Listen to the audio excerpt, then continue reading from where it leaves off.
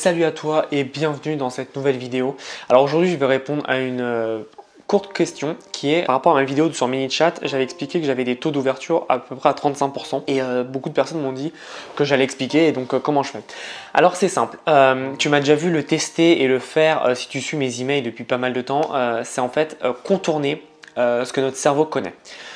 C'est tout bête, en fait c'est quand tu reçois un mail en général, comme je dis c'est très formel, tu reçois par exemple si je te fais une vidéo je vais te faire une nouvelle vidéo sur ou alors voilà sur la vidéo quand j'ai créé un site e-commerce de A à Z c'est tu n'as plus d'excuses et tu vois c'est un peu trop vague, trop facile. Alors ce que j'aime faire, et j'ai mené beaucoup de tests là-dessus, et c'est vraiment quelque chose certaines personnes appelleront du gros hacking. Moi je pense juste que c'est être malin.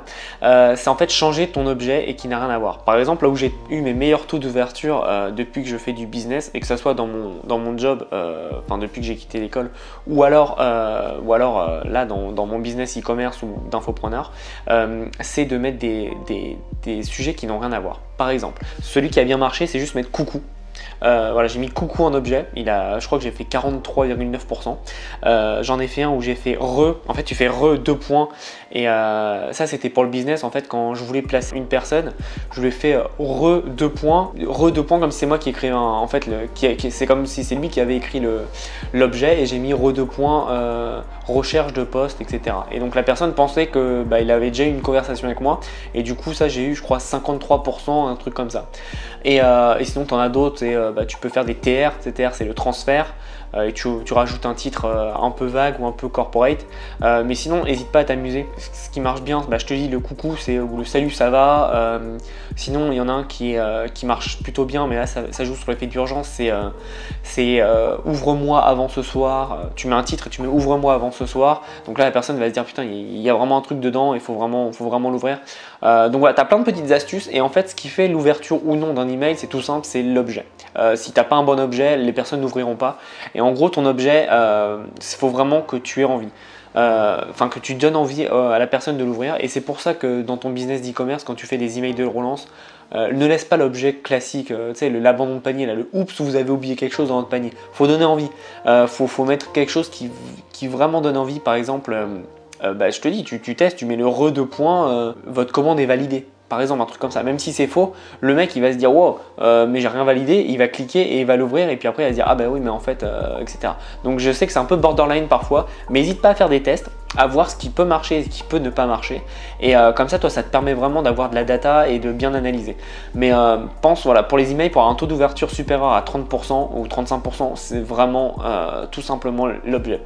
Ton contenu peut être totalement pourri, alors je te l'espère pas évidemment. Si tu as amené tes clients à lire ton email, fais un truc bien, mais il faut vraiment que tu aies quelque chose de solide et que tu donnes envie aux gens de cliquer forcément et de faire une action par rapport à l'email.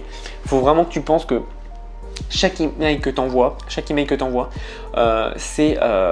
t'attends une action de ton prospect, de ton client. Quand tu lui envoies un reçu, si tu l'envoies avec conversion, tu as une demande d'avis, donc il faut qu'il passe à l'action. Quand tu lui envoies un email de relance, faut qu'il achète. Quand tu lui envoies juste des news pour dire on a fait telle vidéo, on a un compte Instagram, etc. Enfin des news plus on va dire corporate, faut que là il les regarde et qu'il lise. Même si tu n'achètes rien, au moins il lit, il passe à l'action, il est engagé avec toi. C'est vraiment important, et donc il faut que tu aies cette démarche à chaque fois. Donc voilà, c'est tout pour cette petite vidéo. Si tu veux aller plus loin en print en demande, j'ai toujours mes listes de 50 idées niches en print en demande. Donc je te mets chaque niche avec le design qui va bien à chaque fois, et tu vas voir que les designs peuvent être utilisés entre toutes les vidéos. Et si tu veux aller encore plus loin, j'ai ma formation print en demande académie. Je t'apprends comment on crée un business en print en demande de A à Z en restant chez toi. Donc c'est plutôt pratique, tu n'as rien à faire. Tu as juste à suivre la formation et à appliquer. Et on est plus de 50 à avoir rejoint la formation, donc c'est super. Merci à tous d'ailleurs si tu regardes cette vidéo. Et donc voilà, on grossit et j'arrête pas de la mettre à jour en fonction des questions que je reçois. Si tu n'es pas encore abonné à la chaîne, n'hésite pas à t'abonner, ça me permet de me motiver à faire encore plus de vidéos. Là on est presque à la moitié du challenge, donc 30 vidéos en 30 jours, et donc voilà, ça me motive d'avoir des gens qui me suivent et qui me posent des questions, et si je peux aider c'est avec grand plaisir. Voilà, on se revoit dans une prochaine vidéo, et en attendant, passe à l'action.